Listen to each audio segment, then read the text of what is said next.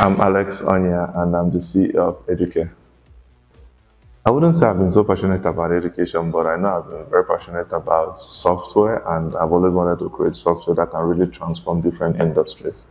And one of the industries that I found most interesting along the years is education, and that's why we had to focus our investment in education. In 2015, which when we started, Lekki British School reached out to us to build a software for them that can help them manage their entire school processes. Because then they said they have reached out to 6 different companies and nobody could do what they had wanted to do. So we found it very interesting. We worked on it and they fell in love with it. So we now realize that if these people can fall in love with this, I think it would be nice if we can build it up as something that can scale across several other schools. So that was when the journey of Educare started. And then we started building. We never knew that it's going to take us this long to build something really amazing. But we continued the journey and a lot more schools started adopting it across different regions. So I think one of the key is one is reliability of software. I mean, some software that you can really trust. I mean, use it like it's natural. That's one key thing. And then secondly is support. I mean, this is the best support you can ever see in this space. And then thirdly is, of course, we have all features in one place. So anything we tell you is what it really is. So this is like the first time most schools are now dropping what is foreign and using Nigeria because we are actually the best. So that is what it is. I believe that business is all about solving problems. And from day one, I've always looked at capital as something that shouldn't even be a barrier. I mean, the most difficult thing is figuring out what people really need and figuring out partnering with the best people to solve it. So we never raised external funds actually, and we've been able to scale through to where we are today. So capital, I wouldn't really say. You have to grow gradually. You keep growing, exponential growth from one customer to 2 to 5 to 10 to 50. And then all the money you get, you put it back in the business. So I don't go to buy houses and cars because I feel I've arrived. All the money keep going back and I keep expanding until we go to where we are.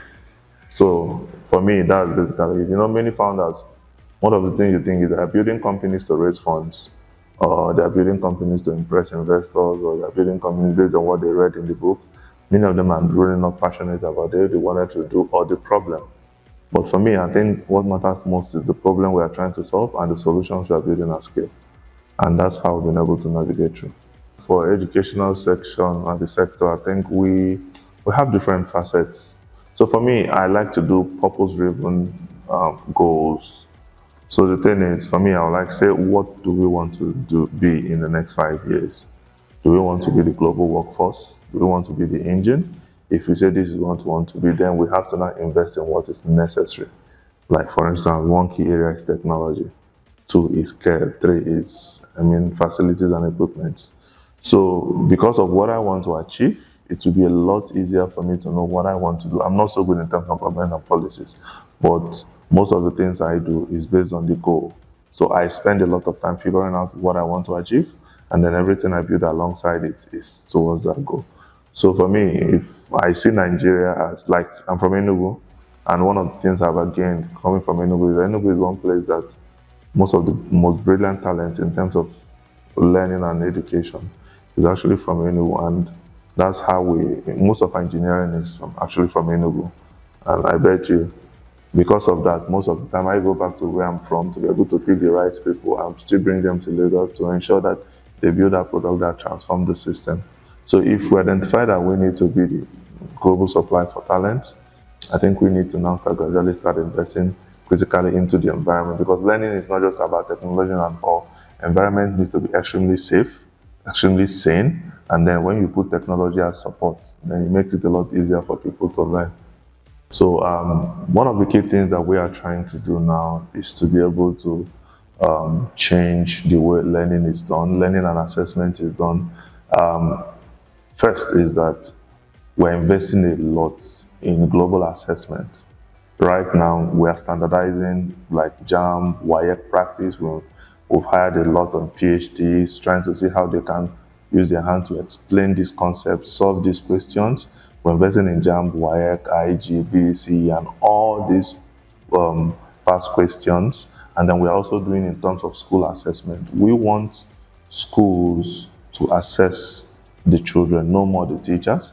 And we also want states to assess the schools. So we're investing a lot in these learning tools. We also have the Educare business tool, which is one of our most popular tools right now. We have the best HR system you can see. We have the best finance system you can see. So many businesses are actually adopting what we have. And then for the school products, we're also working so hard to see that more people are adopted so that schools can have the best tools that they need to actually succeed.